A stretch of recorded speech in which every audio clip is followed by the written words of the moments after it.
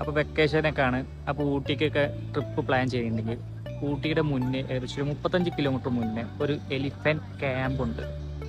അടിപൊളി വ്യൂവും കൂടി ഉണ്ട് ഇവിടെ കേട്ടോ. അത് കാണാൻ വേണ്ടിയിട്ടുള്ള പോക്കാണ്. എന്തായാലും ഞങ്ങളൊന്ന് പോയി നോക്കിയിട്ട് എന്തായാലും ആരും മിസ് ചെയ്യേണ്ട. ഊട്ടിലേക്ക് ആരെങ്കിലും പോവുകയാണെങ്കിൽ ഇവിടെ ഒന്ന് വിസിറ്റ് ചെയ്യുക.